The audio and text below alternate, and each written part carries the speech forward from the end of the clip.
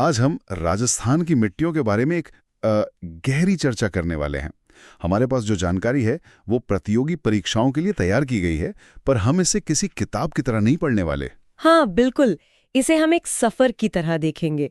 ये समझना वाकई दिलचस्प है कि राजस्थान, जिसे ज्यादातर लोग सिर्फ रेगिस्तान से जोड़कर देखते हैं, वहां जमीन के कितने अलग अलग रंग और रूप है। सही कहा। तो चलिए आज राजस्थान का एक दौरा करते हैं, लेकिन ऊपर ऊपर से नहीं, बल्कि जमीन को समझते हुए। हम देखेंगे कि मिट्टी कैसे बदलती है और वहां की जिंदगी को कैसे बदलती है। तो इस सफर की शुरुआत के लिए सबसे पहला सवाल, ये मिट्टी या मृदा आखिर है क्या? बहुत ही सही सवाल से शुरुआत की है। देखिए, मिट्टी सिर्फ धूल या पत्थर का चूरा नहीं है। ये तो पृथ्वी की सबसे ऊपरी एक तरह से जिंदा परत है। जिंदा परत? हाँ, ये हजारों लाखों सालों में चट्टानों के टूटने फूटने और पेड़ पौधों जीव जंतुओं के गलने से बनती है। ये एक पूरी दुनिया है अपने आप में, और इसके विज्ञान को हम पेडोलॉजी कहते हैं। वाह! और हमारे पास जो चार्ट है उसके मुताबिक ये 4 चीजों से मिलकर बनती है: खनिज, कार्बनिक पदार्थ, जल और वायु। पर इसमें जो अनुपात दिया है वो मुझे थोड़ा हैरान कर रहा है। अच्छा, क्या बात हैरान कर रही है? कि एक अच्छी उपजाऊ मिट्टी में आधा हिस्सा तो खाली जगह है, 25% पानी और 25% हवा।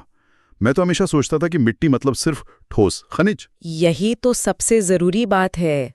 वो 45% खनिज तो चट्टानों से आते हैं और 5% ह्यूमस यानी जैविक खाद। लेकिन वो जो 50% खाली जगह है ना, जिसमें हवा और पानी भरा होता है, वही पौधों की जड़ों को सांस लेने और पोषण खींचने में मदद करती है। ये संतुलन ही मिट्टी की जान है। समझ गया। तो ये संतुलन ही तय करता है कि मिट्टी कैसी होगी। अब जब हम राजस्थान की बात करते हैं तो वहां की मिट्टी को परखने के मुख्य पैमाने क्या हैं? मतलब हम कैसे कहते हैं कि ये मिट्टी काली है या वो रेतीली? हम मुख्य रूप से 4 चीजों पर ध्यान देते हैं। पहली चीज है रंग। रंग? मुझे लगता था कि रंग तो बस ऊपर से दिखता होगा, लेकिन इसका कोई गहरा मतलब भी होता है। हाँ बिल्कुल। जैसे अगर मिट्टी का रंग लाल है तो इसका मतलब है कि उसमें लौह ऑक्साइड यानी लोहे के कण ज्यादा हैं। अगर रंग गहरा भूरा या काला है तो उसमें ह्यूमस यानी जैविक पदार्थ ज्यादा है। सही पकड़े। तो रंग देखकर ही मिट्टी की सेहत का पहला अंदाजा लग जाता है। अच्छा, और दूसरा पैमाना? दूसरा है बनावट या कण, यानी मिट्टी किन कणों से बनी है। मोटे बालू से, मध्यम सिल्ट से, या फिर बहुत बारीक चिकनी मिट्टी जिसे क्ले कहते हैं, उससे। और इन कणों का अनुपात ही तय करता होगा कि मिट्टी पानी को कितनी देर रोकेगी। बिल्कुल। और तीसरा है उर्वरता, यानी उसमें नाइट्रोजन, फास्फोरस जैसे पोषक तत्व कितने हैं। और चौथा जो बनावट से ही जुड़ा है वो है जल धारण क्षमता। ठीक है, तो अब हम समझ गए हैं कि मिट्टी को परखने के पैमाने क्या हैं: रंग, बनावट, उर्वरता और पानी रोकने की ताकत। तो चलिए इन पैमानों को लेकर राजस्थान के नक्शे पर उतरते हैं। शुरू करते हैं पश्चिम से, रेतीली बलुई मृदा से। हाँ, तो हमारी यात्रा रेतीली बलुई मृदा यानी सैंडी सॉइल से शुरू होती है। ये पश्चिमी राजस्थान के जैसलमेर, बाड़मेर, बीकानेर, जोधपुर जैसे जिलों में फैली है और राज्य के सबसे बड़े हिस्से पर यही है। और जैसा कि नाम से जाहिर है, इसके कण बहुत मोटे होते होंगे। बहुत मोटे, जिसका सीधा मतलब है पानी डालते ही गायब, नमी रुकती ही नहीं। तो इसकी नमी धारण करने की क्षमता लगभग 0 होती होगी? बिल्कुल। इसमें नाइट्रोजन और ह्यूमस जैसे पोषक तत्वों की भी भारी कमी होती है। और वैज्ञानिक भाषा में इसी शुष्क मिट्टी को एरिडिसोल्स कहते हैं। एरिडिसोल्स, नाम में ही एरिड यानी शुष्क छिपा है। तो ऐसी मिट्टी में खेती तो एक बहुत बड़ी चुनौती होगी।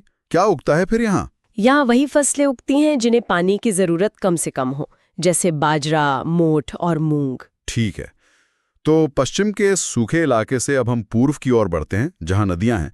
यहां हमें मिलती है जलोढ़ या कछारी मृदा, जो रेतीली मिट्टी से तो बिल्कुल अलग दिखती है। एकदम विपरीत। जलोढ़ या कछारी मृदा, जिसे अलूवियल सॉइल कहते हैं, वो पूर्वी मैदानी भाग जैसे जयपुर, अलवर, भरतपुर और उत्तर में घग्गर नदी के इलाके यानी श्रीगंगानगर और हनुमानगढ़ में मिलती है। ये वो मिट्टी है जिसे नदियां पहाड़ों से बहा कर लाती हैं? हाँ, और मैदानों में बिछा देती हैं। इसीलिए ये राज्य की सबसे उपजाऊ मिट्टी है। और इसकी खासियत क्या है? मतलब ऐसा क्या है इसमें? इसमें नाइट्रोजन भरपूर मात्रा में होता है, जो पौधों के लिए बहुत जरूरी है। हालांकि फास्फोरस थोड़ा कम होता है। इसके कण भी बारीक होते हैं, तो ये नमी को ज्यादा देर तक बनाए रखती है। और इसका कोई वैज्ञानिक नाम भी है? हाँ, इसे वैज्ञानिक वर्गीकरण में एल्फीसोल्स कहा जाता है। एल्फीसोल्स। तो इसी मिट्टी की वजह से पूर्वी राजस्थान इतना हरा भरा है। गेहूं, सरसों, चावल ये सब यहीं होता होगा? हाँ बिल्कुल, लेकिन यहाँ एक समस्या भी है। क्योंकि ये उपजाऊ है तो यहाँ सिंचाई भी बहुत ज्यादा होती है। और ज्यादा सिंचाई से जमीन में खारापन बढ़ने लगता है। सही बात, जो धीरे धीरे जमीन को बंजर बना सकता है। यानी वरदान में ही एक छिपा हुआ अभिशाप भी है। चलिए अब अपनी यात्रा को दक्षिण पूर्व की ओर मोड़ते हैं, हाड़ौती के पठार की तरफ। यहाँ की मिट्टी का रंग तो एकदम गहरा काला है। मध्यम काली मृदा। ये मध्यम काली मृदा है, जिसे रेगूर भी कहते हैं। ये कोटा, बूंदी, झालावाड़ जैसे जिलों में मिलती है और इसके कण बहुत ही ज्यादा बारीक होते हैं। बहुत ज्यादा बारीक। तो इसका मतलब इसकी नमी सोखने की क्षमता राजस्थान की सभी मिट्टियों में सबसे ज्यादा है। अच्छा, तो बारिश होने के कई दिन बाद तक इसमें नमी बनी रहती होगी। बिल्कुल, और इसी वजह से इसे सिंचाई की जरूरत कम पड़ती है।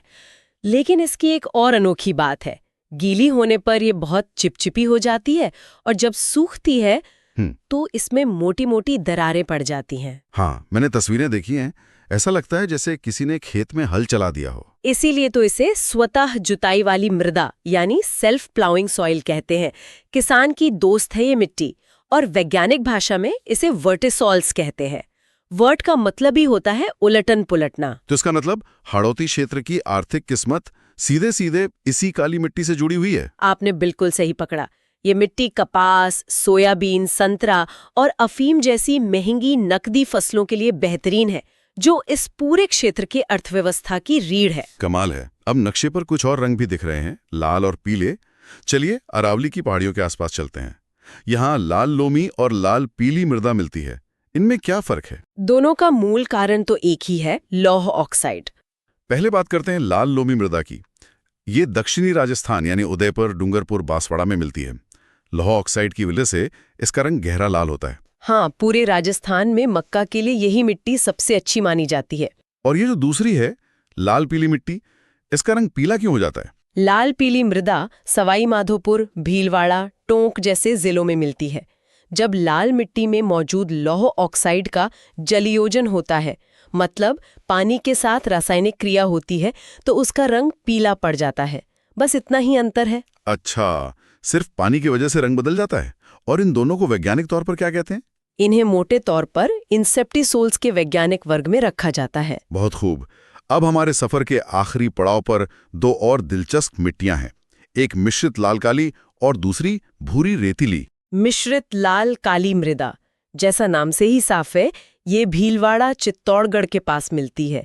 यहाँ एक तरफ से मालवा के पठार की काली मिट्टी आती है और दूसरी तरफ से अरावली की लाल मिट्टी। तो ये एक तरह की हाइब्रिड मिट्टी हो गई। हाँ, कह सकते हैं।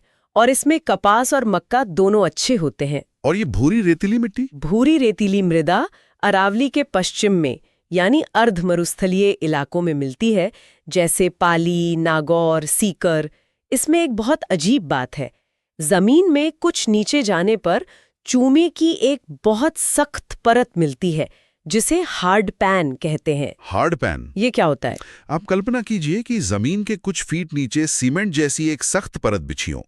पौधों की जड़ें उसे तोड़ नहीं पाती, जिससे उनका विकास रुक जाता है। ओहो, ये तो एक बड़ी समस्या है। हाँ, वैसे ये मिट्टी दलहन यानी दालों की खेती के लिए अच्छी मानी जाती है, और इस तरह की नई बनी मिट्टियों को वैज्ञानिक तौर पर एंटीसोल्स कहते हैं। तो ये तो हुआ हमारा राजस्थान का मिट्टी भ्रमण, एरिडिसोल से लेकर एल्फीसोल्स और वर्टिसोल्स तक।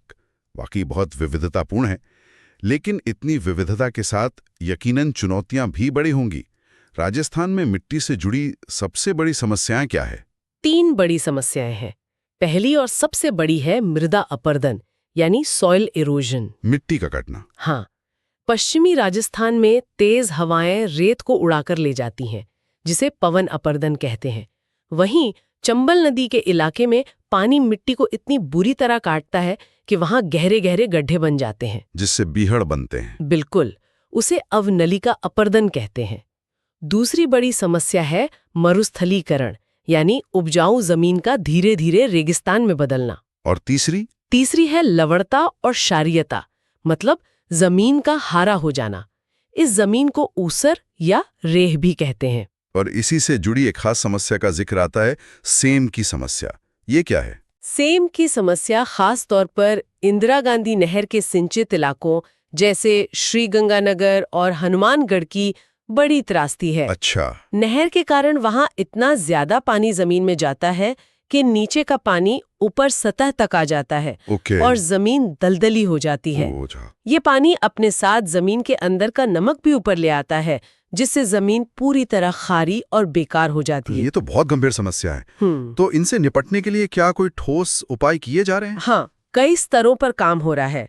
हवा से होने वाले कटाव को रोकने के लिए खेतों के किनारे पेड़ों की कतारें लगाई जाती हैं, जिन्हें रक्षक मेखला या शेल्टर बेल्ट्स कहते हैं। ये हवा की रफ्तार को कम कर देती होंगे। बिल्कुल।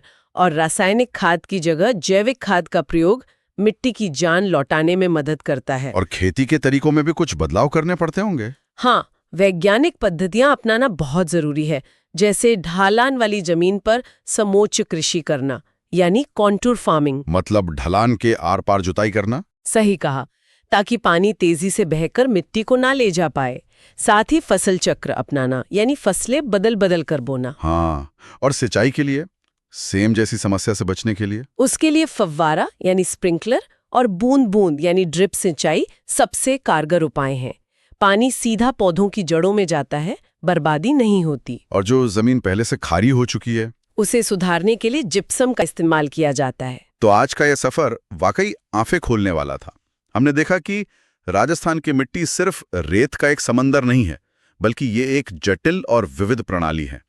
पश्चिम की चुनौतियों भरी रेतीली मिट्टी से लेकर पूर्व के अन्न के कटोरे यानी जलोढ़ मैदानों तक और हड़ौती के काले सोने तक, हर मिट्टी की अपनी कहानी है। बिल्कुल सही कहा। और यहाँ एक सोचने वाली बात ये उभरती है कि हम इन समस्याओं से निपटने के लिए एक तरफ जिप्सम जैसे वैज्ञानिक उपायों का सहारा ले रहे हैं और दूसरी तरफ जैविक खाद जैसी पारंपरिक पद्धतियों का। हाँ। भविष्य की सबसे बड़ी चुनौती शायद यही होगी कि राजस्थान के इस सबसे कीमती संसाधन यानी उसकी मिट्टी को बचाने के लिए इन दोनों विज्ञान और परंपरा के बीच एक बेहतर संतुलन कैसे बनाया जाए।